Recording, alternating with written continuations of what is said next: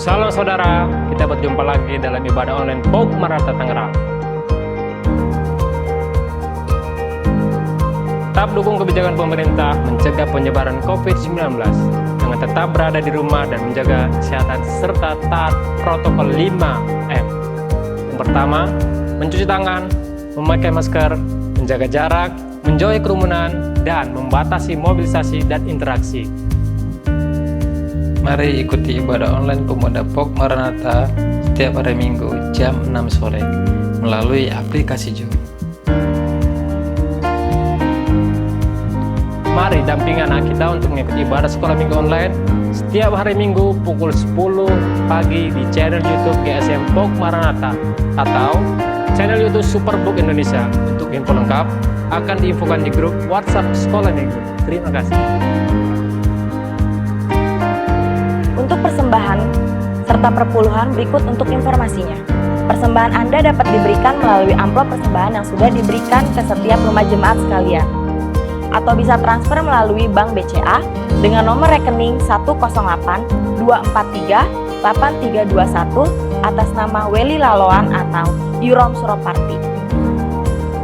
Segera subscribe channel YouTube POG Maranatha Tangerang untuk mendapatkan informasi terkait ibadah online.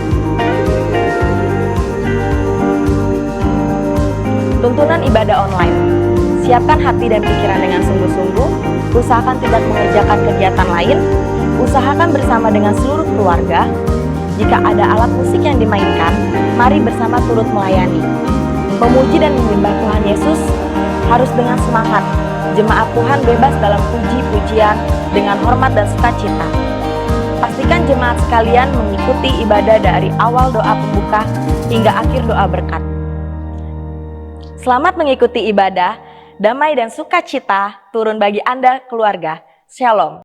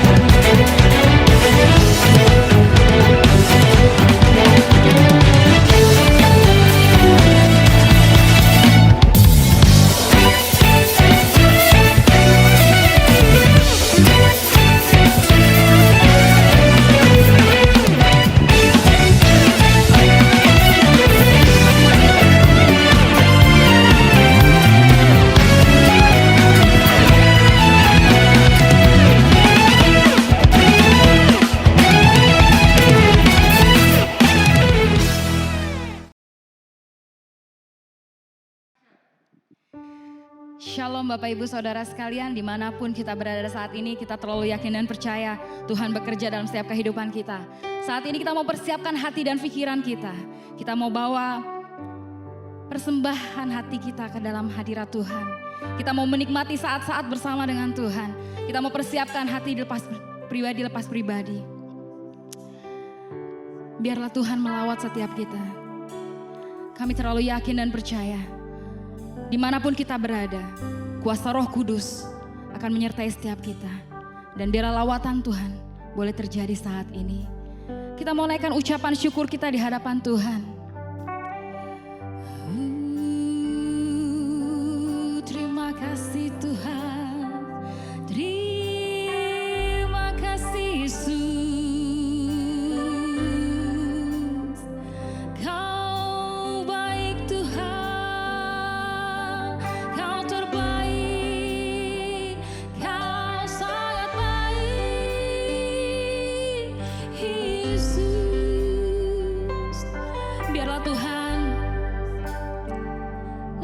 Kami saat ini Tuhan, kami mau menghampiri tahta-Mu yang kudus. Kami mau menikmati hadirat-Mu Tuhan. Sucikan, kuduskan hati dan pikiran kami Tuhan. Layakan kami untuk kami boleh masuk dalam hadirat-Mu Tuhan. Haleluya Yesus, haleluya. Mari saudara, kita mau katakan isi hati kita kepada Tuhan. Kita mau katakan betapa kita mencintai Dia. Haleluya.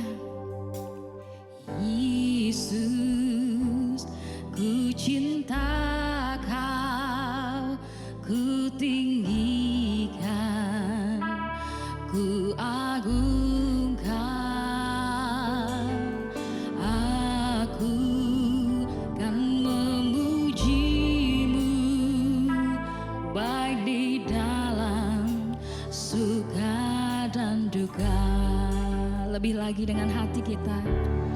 Yesus, ku cinta Kau, ku tinggikan, ku agungkan. Aku kan memuji-Mu, baik di dalam suka dan duka. Sebab Kau layak terima pujian, sebab Kau layak terima pujian, sebab Kau layak ku agungkan. Yesus, Raja di atas segala raja. Kita katakan lebih lagi ya saudara. Yesus, ku cinta Kau, ku tinggikan, ku agungkan.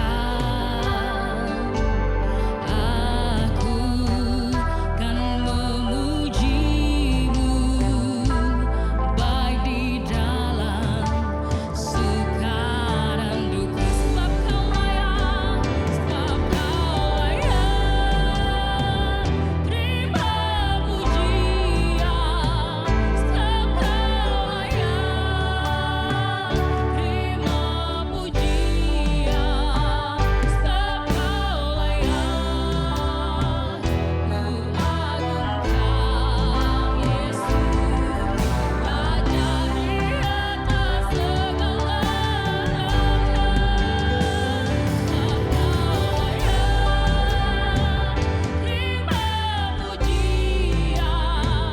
sebab Kau layak terima pujian, sebab Kau layak ku agungkan. Yesus, Raja di atas segala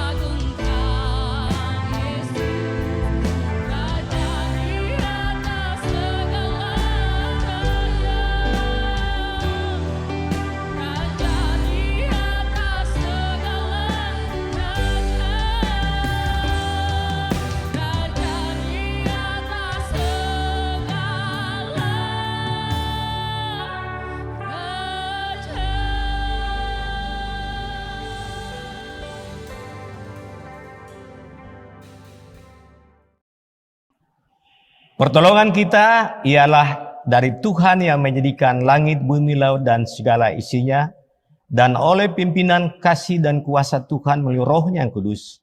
Kiranya ibadah ini dari awal pertengahan hingga selesai, semuanya bagi kemuliaan nama Bapa di surga. Di dalam nama Bapa, Anak, dan Roh Kudus, dan demi nama Tuhan Yesus kami berdoa. Amin. Mari saudara, kita mau masuk hadirat Tuhan lebih lagi. Kita mau menikmati penyembahan kepada Tuhan. Biarlah kita mau persiapkan hati dan pikiran kita. Kita mau fokuskan semuanya kepada Tuhan. Biarlah kita boleh memuji dan menyembah Tuhan dari hati kita yang paling dalam. Biarlah kita boleh menikmati lawatan Tuhan. Karena apapun yang terjadi saat ini, dimanapun kita berada saat ini, Roh Tuhan mampu menjangkau setiap kita. Haleluya.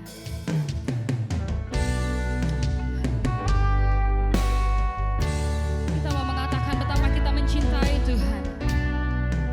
Betapa kasih-Nya nyata dalam setiap kehidupan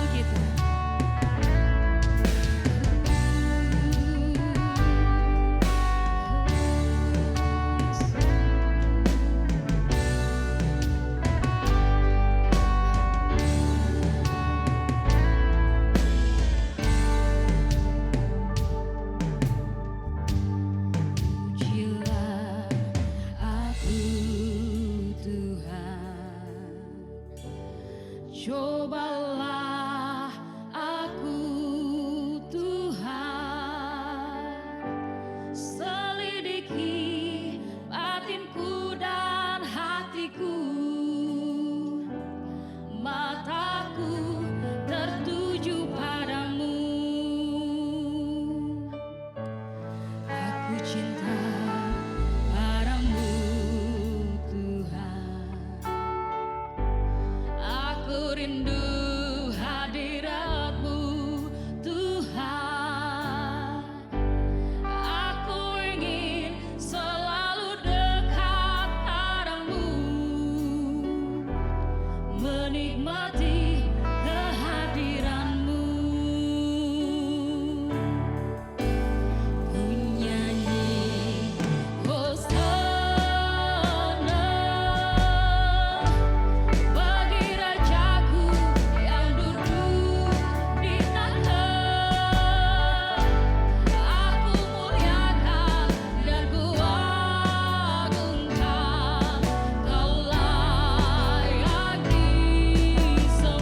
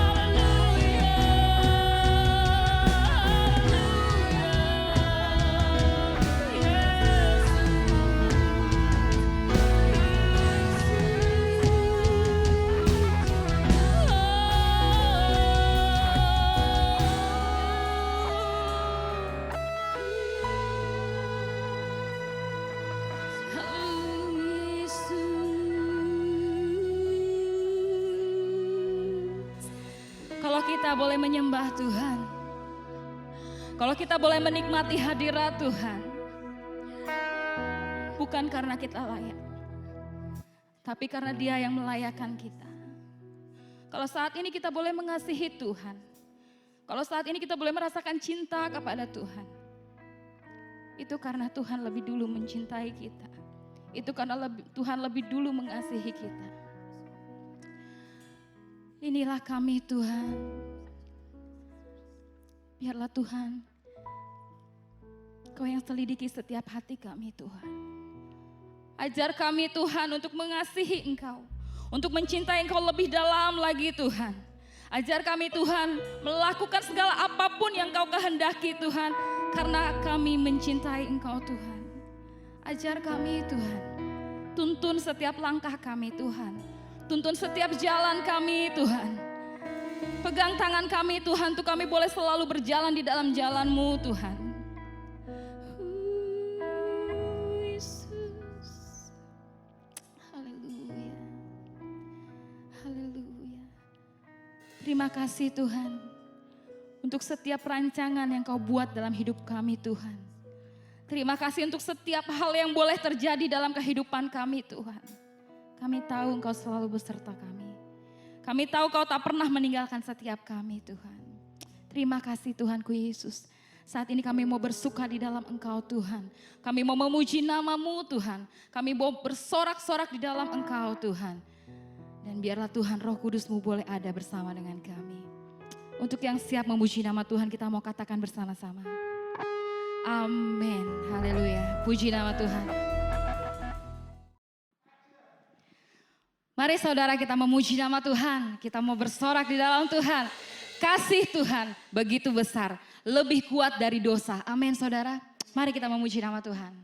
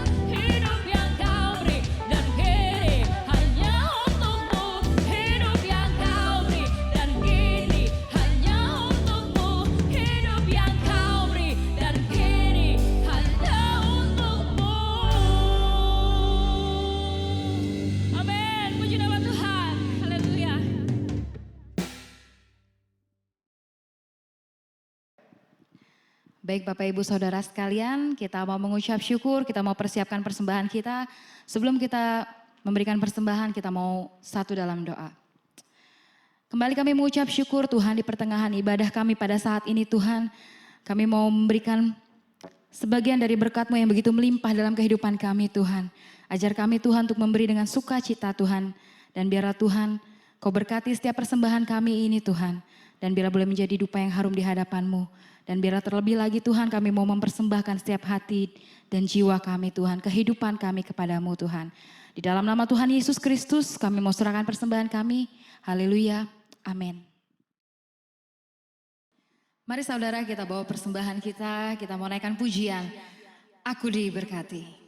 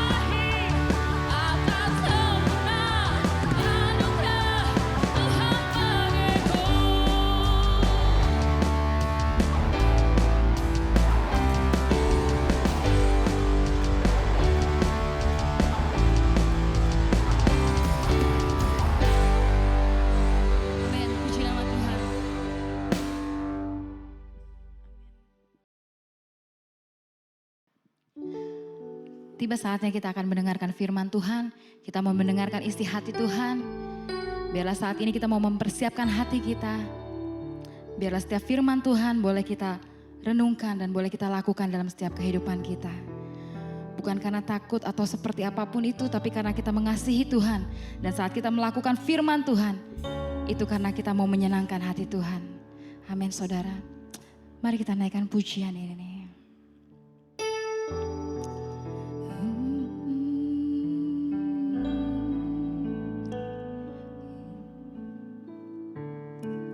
Kita mau katakan dengan segenap hati kita. Aku mengasihi Engkau Yesus dengan segenap hatiku. Aku mengasihi Engkau Yesus dengan segenap jiwaku. Ku renungkan firman-Mu siang dan malam, ku pegang perintah-Mu dan ku lakukan. Engkau tahu ya Tuhan, tujuan hidupku hanyalah untuk menyenangkan hati-Mu. Lebih lagi dengan segenap hati kita mau katakan, aku mengasihi Engkau Yesus dengan segenap hatiku. Aku mengasihi Engkau Yesus dengan segenap jiwaku. Ku renungkan firman-Mu siang dan malam, ku pegang perintah-Mu dan ku lakukan. Kau tahu ya Tuhan, tujuan hidupku hanyalah untuk menyenangkan hati-Mu.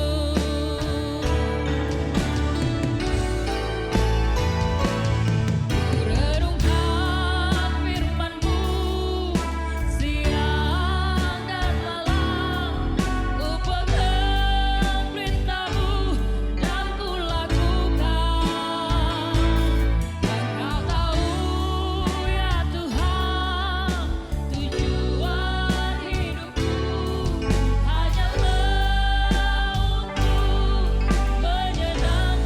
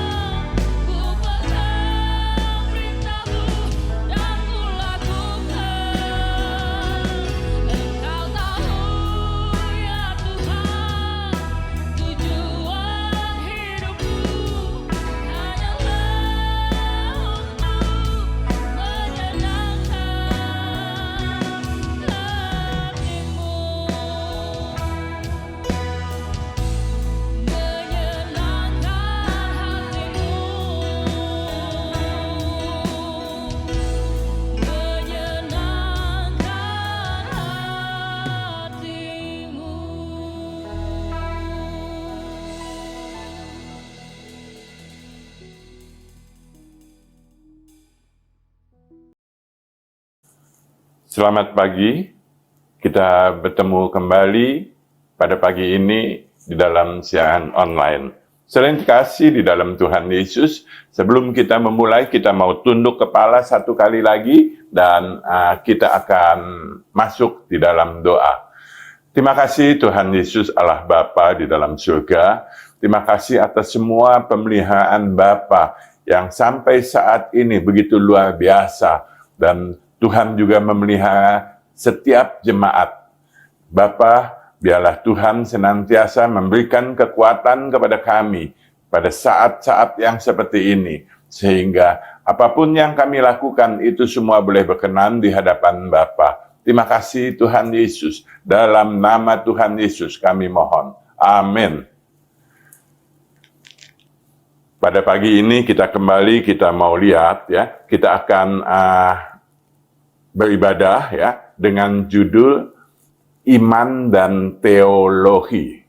Saudara yang terkasih di dalam Tuhan Yesus ya, iman dan teologi yang akan kita buat saat ini adalah ya, bagaimana pendapat umum ya, bagaimana pendapat umum tentang iman dan teologi. Ya, yang kemudian akan kita singkapkan bagaimana iman dan teologi menurut kekristenan. Ya. Kita baca Alkitab yang diambil dari Yeremia 3, Yeremia 5 ayat yang ketiga. Ya. Saya akan bacakan. Ya, ya Tuhan, tidakkah matamu terarah kepada kebenaran? Engkau memukul mereka, tetapi mereka tidak kesakitan. Engkau mengemukkan mereka, tetapi mereka tidak mau menerima hajaran. Mereka mengeraskan kepalanya lebih daripada batu, dan mereka tidak mau bertobat.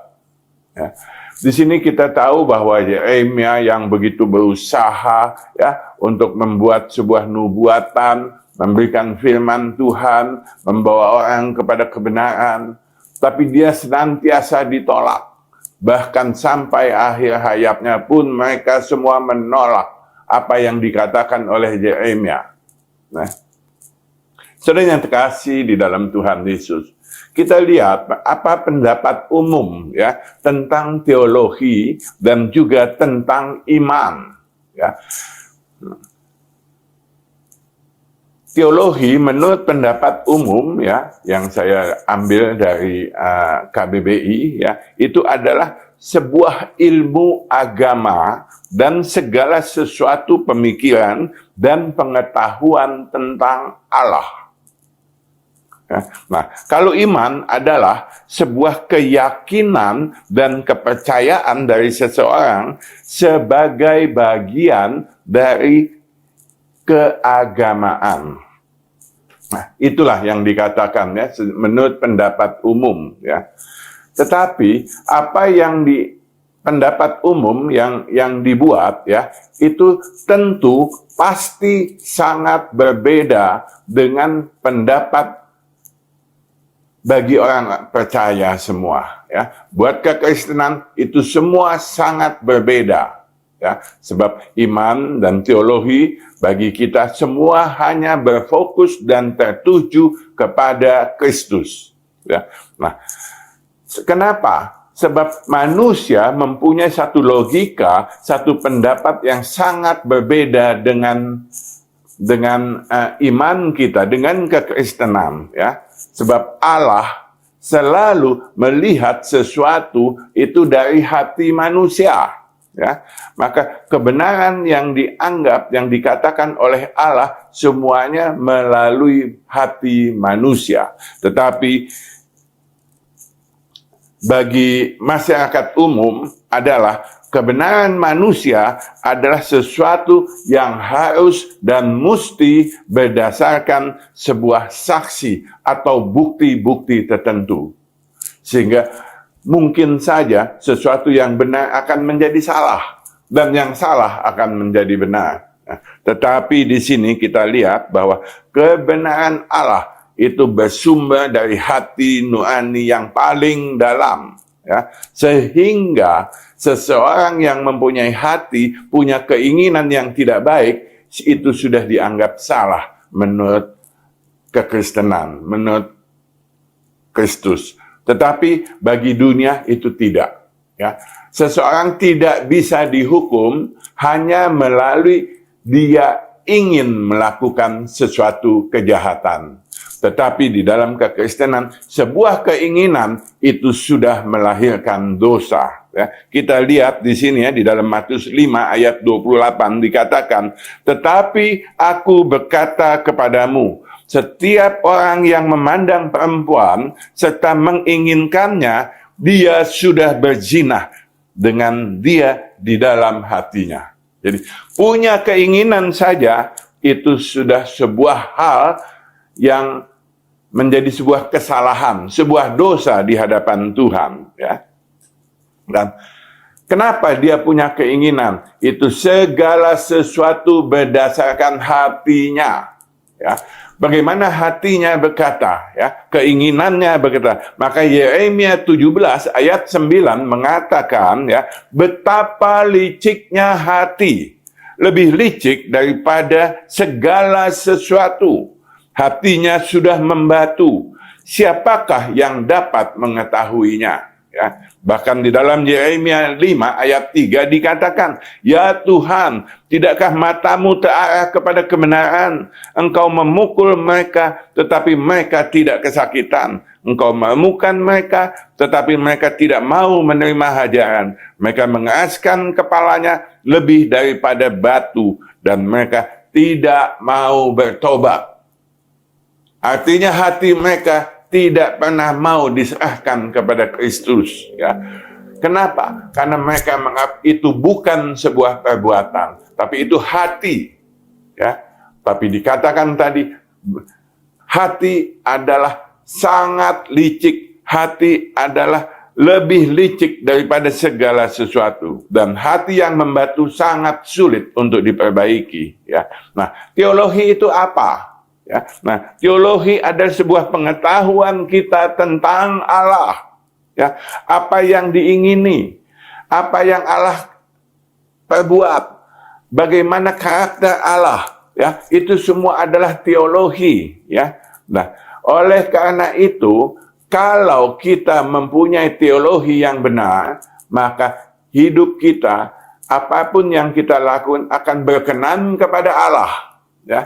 Tetapi kalau teologi, pendapat kita tentang Allah itu melenceng, maka apapun yang kita lakukan akan melenceng, ya, tidak benar, ya. Nah, teologi itu sebenarnya sangat penting sehingga kita bisa mengenai apa yang dipikirkan Allah dan apa yang dirasakan oleh Allah. Filipi 2 ayat 5. Saudara yang terkasih di dalam Tuhan Yesus, ya. Nah, begitu juga dengan iman. Secara umum, ya, secara umum atau kekristenan itu sangat berbeda jauh. Ya, di dalam kekristenan kita biasa mengambil dari Ibrani 11 ayat yang pertama. Ya. Tetapi secara umum itu hanya sebuah keyakinan, sebuah kepercayaan. Ya. Saudara yang terkasih di dalam Tuhan, sebetulnya, ya, iman kita itulah yang akan membawa kita kepada Kristus. Ya, ini untuk dari sudut pandangan anak-anak Tuhan. Ya, walaupun sebetulnya iman itu tidak akan menyelamatkan kita, sebab yang menyelamatkan kita hanya Kristus.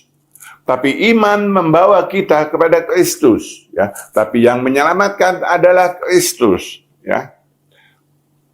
Nah, di mana kalau kita punya iman, maka ada keinginan untuk melakukan sebaik-baiknya. Artinya apa? Iman kita akan membawa kepada kesempurnaan kita di dalam Kristus, ya. Walaupun, ya, kesempurnaan seseorang dengan orang yang lain itu bisa berbeda. Kenapa? Disesuaikan dengan tingkat kedewasaan dan pengetahuannya tentang Kristus. Ya. Pasti sebuah pengetahuan seorang anak TK, ya, itu beda dengan pengetahuan mahasiswa. Ya. Seorang anak TK, ya, mungkin kalau dia sudah bisa berhitung, ya, sampai dengan 100, dia bisa untuk membaca, ya, dia bisa untuk menulis, itu sudah sangat sempurna. Tapi tidak demikian untuk anak SMA, ya. maka kesempurnaan anak TK dan kesempurnaan anak SMA itu berbeda. Begitu juga kesempurnaan kita di hadapan Tuhan itu berbeda. Yang penting adalah bagaimana keinginan ketulusan kita untuk selalu melakukan yang terbaik buat Tuhan. Dan Tuhan akan sangat menghargai setiap tingkat iman kita. Tapi Tuhan melihat bagaimana ketulusan kita untuk melakukan apa yang Tuhan kehendaki. Saudara yang terkasih di dalam Tuhan Yesus, kita lihat ada beberapa ya tipe iman ya di dalam Alkitab ya. Nah, di dalam kita lihat ya pada waktu di Gerasa kita tahu ya Tuhan Yesus turun dari kapal ya. Lalu Tuhan Yesus ditemui oleh seorang yang gila. Ya, seorang yang gila, seorang yang diikat oleh rantai, ya, kemudian dia bebas kemana-mana, ya, lalu tapi dia putuskan rantai besi itu, ya, lalu dia ambil batu, dia pukul kepalanya, dia pukul badan, tapi dia tidak mati-mati, ya. Nah, di sini, di dalam surat Injil Lukas, dikatakan ya, Lukas 8 ayat 35. Orang yang seperti itu datang bertemu dengan Yesus. Ya. Nah, tapi begitu dia bertemu, langsung dia tersuruh di hadapan Tuhan Yesus. Dan dia katakan apa? Hai engkau anak Allah yang maha tinggi. Katanya, jangan menyiksa aku. Ya. Artinya apa? Setan, dia sangat mengenal Yesus. Dia tahu siapa itu Yesus, ya. Tapi kita seringkali tidak kenal siapa itu Yesus, ya. Kita seringkali melakukan hal yang semena-mena, hal yang tidak baik, ya. Nah, tapi begitu bertemu dengan Yesus, Yesus kemudian dia mengusir, ya, singkat cerita ya. Kemudian setan itu dia, siapa namamu? Ya, namanya adalah legion. Legion artinya apa? Legion artinya banyak. Ya, satu legiun. Ya, satu legiun itu pada umumnya adalah 6.000. Ya, maka apa yang ada di dalam tubuh orang yang kerasukan itu? Orang yang kerasukan itu di dalamnya ada 6.000 setan-setan. Saudara yang terkasih di dalam Tuhan Yesus, kalau ada 6.000 setan ada di sana, artinya apa? Sebuah penyerangan besar-besaran kepada orang itu.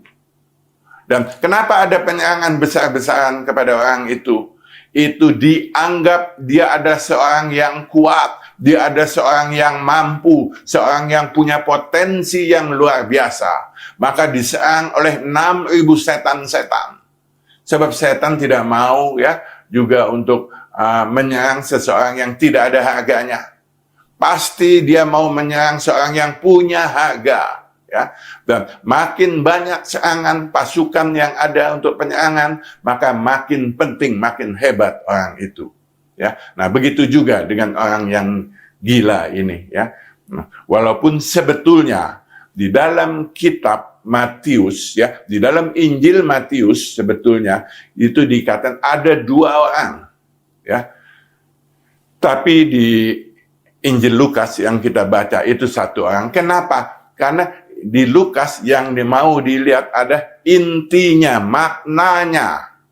Walaupun sebetul ada 2 orang. Kenapa saya katakan sebenarnya ada 2 orang sebagaimana yang ditulis oleh Injil Matius. Sebab Matius adalah seorang yang pandai berhitung. Dia pemungut cukai, bahkan kepala pemungut cukai, ya. Dia telah menghitung dengan baik, ya. Dan angka-angka itu sangat melekat pada dia. Ya. Jadi dia tahu ada 2. Maka di dalam setiap penguraian di dalam Injil Matius, semua angka-angka akan disebutkan oleh Matius dengan tepat dan baik. Saudara yang terkasih di dalam Tuhan, pada Injil Lukas ayat 8 ayat 35 di sini dikatakan, dan keluarlah orang-orang untuk melihat apa yang telah terjadi.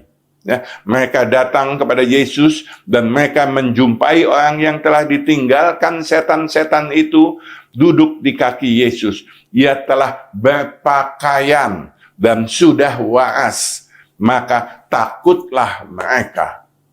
Saudara yang terkasih di dalam Tuhan Yesus. Kenapa seperti itu? Ya, sebab setan-setan yang sudah diusir oleh Yesus, ya, orang itu kemudian menjadi baik kembali, dia sudah makan, dia sudah mandi, ya, dia sudah berpakaian dengan baik. Dan pada waktu orang banyak tahu datang, mereka melihat orang gila, cuma satu orang gila ada di kaki Yesus. Dia duduk, dia bertelut, dia mendengarkan apa yang Yesus katakan. Sebab pada waktu itu sebenarnya Yesus sedang memberikan pelajaran. Yesus sedang memberikan katekisasi. Yesus sedang memberikan pendalaman iman. Ya. Jadi, pada prinsipnya, seorang yang sudah mendapatkan mujizat Yesus, yang disembuhkan 2 orang, tapi yang datang kepada Yesus cuma hanya 1 orang. Itu berarti sebuah mujizat tidak selalu mendatangkan kemuliaan buat Tuhan. Mujizat tidak selalu mendatangkan orang mendekat kepada Kristus. Ya. Ada 2 orang, tapi cuma 1 yang datang mendekat kepada Kristus. Dialah yang punya iman. Saudara yang terkasih di dalam Tuhan Yesus. Kita lihat. Pertama, apa yang kita bisa pelajari di sini?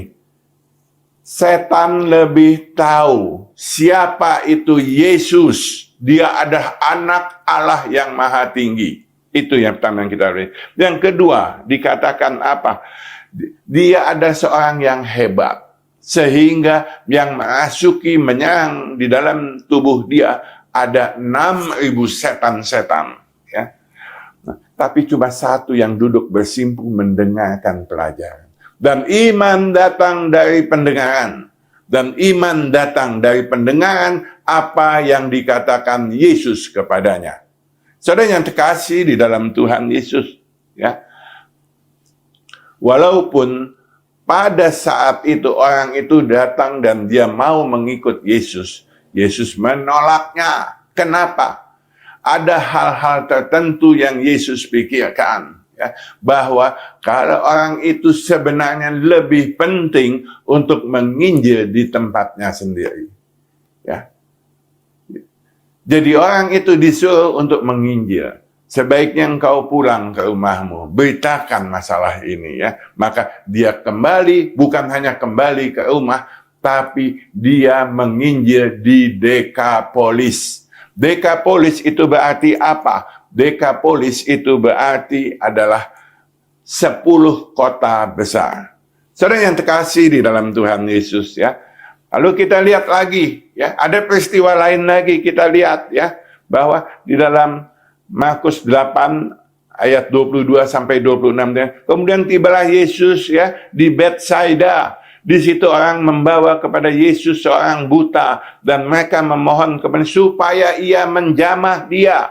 Yesus memegang tangan orang buta itu lalu membawa dia keluar kampung. Saudara yang terkasih di dalam Tuhan Yesus, Yesus datang membawa dia. Kenapa? Ya, karena dia adalah seorang yang lemah iman. Kenapa bisa tahu lemah iman? Dia dibawa oleh keluarganya, dia dibawa oleh teman-temannya, dia tidak datang sendiri. Lalu sampai di sana karena lemah iman, maka Yesus membawa dia keluar kampung. Supaya jangan banyak orang datang menggecoki dia, sehingga imannya tidak tergoyahkan. Itulah sebabnya maka dia bawa. Di situ Tuhan menyembuhkan dia dengan apa? Dengan ludah. Dengan tanah, Yesus mengusap dia. Pada waktu dia diusap, dia disembuhkan, dia sudah melihat, tapi hanya bayang-bayang, seperti pohon-pohon. Lalu kemudian Yesus kembali menyembuhkan dia. Baru setelah kedua kali orang itu bisa melihat dengan jelas. Dan pada waktu dia melihat dengan jelas, Yesus mengatakan apa?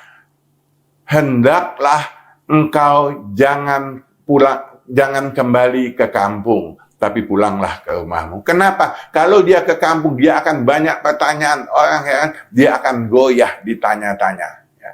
Itulah Yesus. Dia sengaja datang kepada orang itu di Betsaida. Dan Tuhan Yesus menyembuhkan dia. Walaupun dia lemah iman.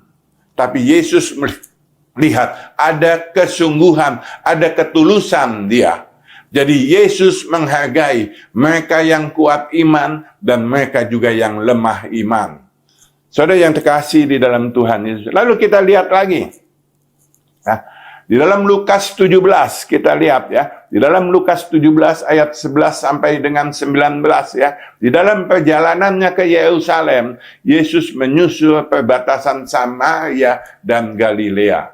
Ya. Di situ kita lihat ada 10 orang kusta. Ya, 10 orang kusta menemui dia.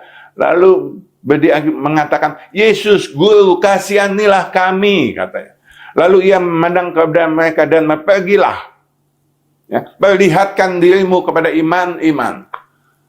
Saudara yang terkasih di dalam Tuhan Yesus.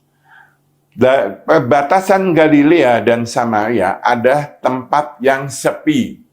Dan di sanalah orang kusta mulai menyembunyikan diri. Sebab yang namanya kusta, mereka tidak boleh dilihat oleh orang banyak. Bahkan kalau ada orang mendekat dia, dalam jarak tertentu sekitar 50 meter, dia harus memberikan sinyal. Najis, najis, najis. Ya. Jadi jangan sampai orang menemui dia. Sebab siapapun yang menemui dia akan menjadi najis. Saudara yang terkasih di dalam Tuhan Yesus. Maka dia katakan dia bertemu dengan Tuhan Yesus. Dan Yesus mengatakan apa? Perlihatkan dirimu kepada para imam. Untuk memperlihatkan diri kepada para imam, itu satu hal yang luar biasa. Karena yang mengatakan sembuh ada atau tidak, itu adalah para imam. Jadi kalau dia datang kepada para imam, itu satu hal yang luar biasa. Kenapa? Kalau sampai dia tidak sembuh, dia akan dihukum mati. Ya, itulah yang menjadi satu masalah. Jadi sebetulnya 10 orang kusta itu adalah orang yang sangat kuat imannya. Ya, dia datang, ya, dia pergi kepada para imam, ya, ke kota Yerusalem, dan di tengah jalan dia sembuh. Begitu luar biasa. Dia sembuh. Kemudian ada satu orang, ya, orang Samaria, dia kembali kepada Yesus. Dia datang ke hadapan Yesus dan dia tersungkur. Dan disinilah terjadi sebuah perubahan pendapat. Kalau dulunya dia mengatakan Yesus sebagai guru, tapi saat ini dia katakan Yesus adalah Allah. Ya, maka dia kan Yesus adalah Allah. Jadi sebuah perubahan. Jadi kesembuhan, ya, kembali saya katakan, ya, mujizat yang Allah berikan kepada 10 orang kusta, ya, cuma satu yang ditanggapi. Sehingga kesembuhan itu, ya, hanya satu yang kemudian mendapatkan keselamatan. Tapi 9 orang tidak mendapatkan keselamatan. Hanya satu orang yang mengakui Yesus adalah Tuhan. Maka apa yang dikatakan Tuhan Yesus kepadanya? Katanya, berdirilah dan pergilah. Imanmu telah menyelamatkan engkau. Saudara yang terkasih di dalam Tuhan Yesus, ya, pendapat, ya, bahwa iman yang dapat menyelamatkan kita itu tidak benar-benar sungguh. Tapi yang menyelamatkan sesungguhnya adalah Tuhan Yesus. Tapi iman mendatangkan dia kepada Kristus. Ya. Tapi yang menyelamatkan adalah Tuhan Yesus. Ya. Saudara yang terkasih di dalam Tuhan Yesus, begitu luar biasa. Iman yang lemah Tuhan sembuhkan. Dan iman yang kuat pun Tuhan sembuhkan. 10 orang kusta, dia punya iman.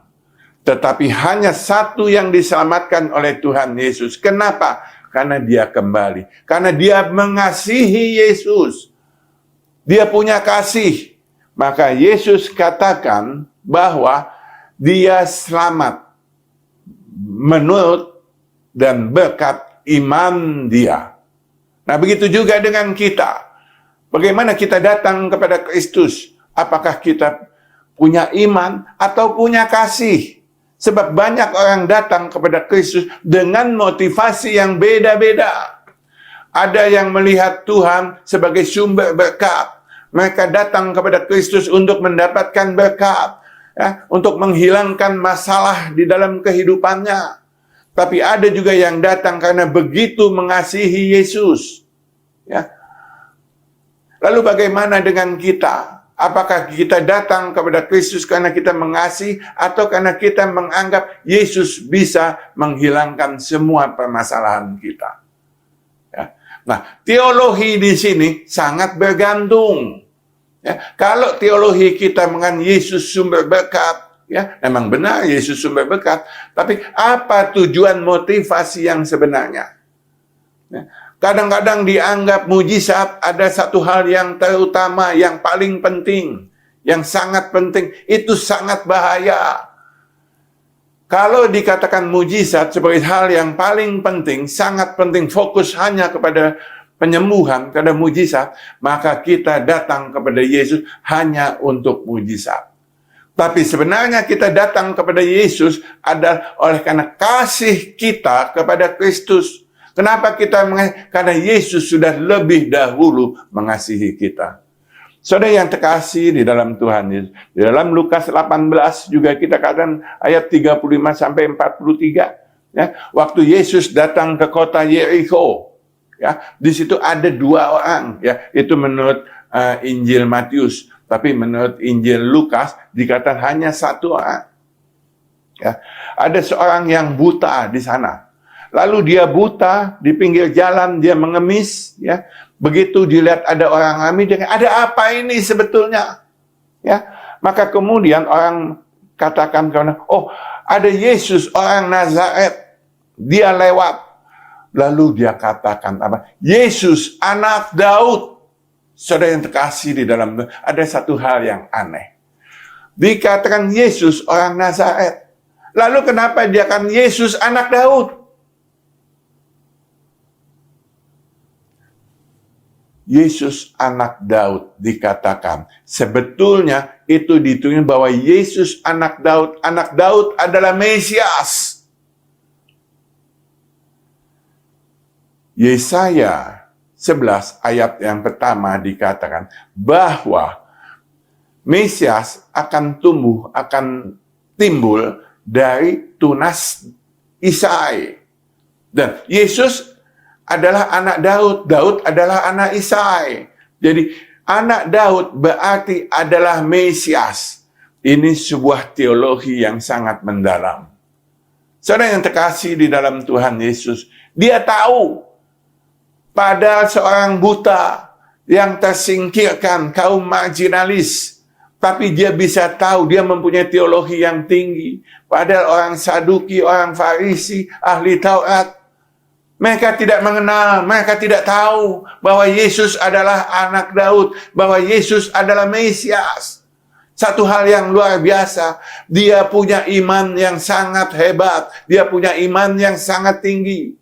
Oleh karena itu, apa yang dikatakan? Dia katakan setelah dia dilarang, dia makin kencang untuk berbicara. Ya, maka akhirnya Yesus menyuruh orang membawa dia. Lalu dikatakan apa? Apa yang kau kehendaki supaya aku perbuat? Itu yang dikatakan Tuhan Yesus kepadanya. Maka dia katakan, Tuhan, supaya aku dapat melihat. Lalu kata Yesus, melihatlah engkau, imanmu telah menyelamatkan engkau. Saudara yang terkasih di dalam Tuhan Yesus. Yesus sanggup menyembuhkan orang tanpa alat, tanpa seperti yang tadi di Bethsaida, ya. Tuhan sanggup menyembuhkan tanpa ludah, tanpa lumpur. tanpa keluar kampung. Tapi dimanapun Yesus sanggup. Tapi kenapa Yesus lakukan itu berbeda? Memakai alat supaya orang yang lemah iman dapat lebih dikuatkan. Ya, dan orang yang lemah iman dibawa ke tempat yang sepi sehingga tidak diganggu oleh banyak omongan orang. Ya, nah begitulah. Yesus menghargai iman yang kuat. Yesus juga menghargai iman yang lemah. Sebab iman sebenarnya adalah anugerah. Apalagi kalau kita lihat ya, seorang Cornelis ya, kita tahu dia ada seorang jenderal ya, dia minta untuk disembuhkan. Ya, pada waktu dia kan jangan datang ke rumah kami. Tapi sebutkan saja, perintahkan saja. Ya. Sebab seorang atasan memerintahkan kepada bawahan pasti akan melakukannya. Nah, Tuhan Yesus melihat ini sebagai sebuah kekuatan iman yang luar biasa. Bagaimana dengan kita? Bagaimana dengan iman kita? Bagaimana dengan teologi kita? Apakah kita mempunyai sebuah teologi yang komprehensif? Apakah kita mempunyai teologi yang benar? Kalau kita mempunyai teologi yang benar, pengetahuan tentang firman Tuhan secara komprehensif, maka pasti kita tidak akan meleset jauh. Sebab Tuhan mengajar kita, Roh Kudus membimbing kita, ya. Dengan apa? Dengan pengetahuan, dengan hati, dengan segala sesuatu. Dengan hati, ya. Dengan segala sesuatu Yesus membimbing kita sehingga kita akan lebih sulit untuk tersesat. Tapi kalau kita mempunyai teologi yang tidak baik, kalau kita mempunyai iman yang tidak benar, itu masih Tuhan dapat berikan satu penghiburan, ya, sehingga kita masih bisa ditolong. Ya. Tapi kalau kita mempunyai satu hal yang memang tidak benar di hadapan Tuhan, maka itu bahaya. Teologi yang salah akan membuat kita menyembah Allah yang salah. Bagaimana dengan pendapat kita? Kita tunduk kepala. Ya. Bapa di dalam surga, terima kasih untuk semuanya Tuhan. Kami mohon biarlah Tuhan memimpin kami, membimbing kami, memberikan hikmat kepada kami, sehingga kami semua dapat berjalan di dalam jalan yang benar, agar kami dapat mendapatkan pengetahuan teologi yang benar, komprehensif, sehingga kami tidak menyembah kepada Allah yang salah. Terima kasih Bapa. Dalam nama Tuhan Yesus kami mohon. Haleluya. Amin. Mari jemaat semua kita menyatakan pengakuan iman rasuli kita. Aku percaya kepada Allah, Bapa yang Maha Kuasa, Khalik langit dan bumi, dan kepada Yesus Kristus anaknya yang tunggal Tuhan kita, yang dikandung daripada Roh Kudus, lahir dari anak darah Maria, yang menderita sengsara di bawah pemerintahan Pontius Pilatus, disalibkan, mati dan dikuburkan, turun ke dalam kerajaan maut. Pada hari yang ketiga, bangkit pula dari antara orang mati, naik ke surga, duduk di sebelah kanan Allah, Bapa yang Maha Kuasa. Dan dari sana ia akan datang untuk menghakimi orang yang hidup dan yang mati. Aku percaya kepada Roh Kudus, gereja yang kudus dan am, persekutuan orang kudus, pengampunan dosa, kebangkitan orang mati, dan hidup yang kekal. Amin.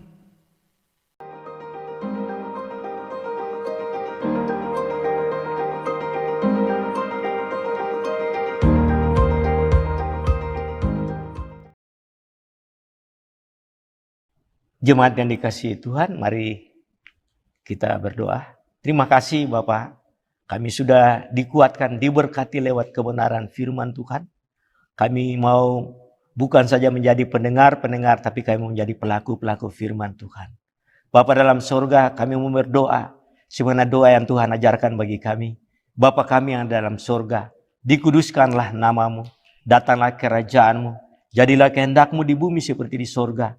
Berikanlah kami pada hari ini makanan kami yang secukupnya, dan ampunilah kami akan kesalahan kami, Seperti kami juga sudah mengampuni orang yang bersalah kepada kami. Dan jangan membawa kami ke dalam pencobaan. Tapi lepaskanlah kami daripada yang jahat. Karena Engkau yang punya kerajaan dan kuasa dan kemuliaan sampai selama-lamanya. Kekasih Tuhan, kita akan akhiri ibadah ini. Mari sama-sama arahkan hatimu dan terimalah berkat Allah. Kiranya damai dan sejahtera dari Allah Bapa serta cinta kasih dari Tuhan kita Yesus Kristus dan oleh tuntunan penyertaan Roh-Nya yang Kudus, Tuhan menyertai dan memberkati kita semua hari ini sampai Maranatha, sampai Kristus datang kedua kali. Kiranya mendapati kita tetap setia. Haleluya. Amin.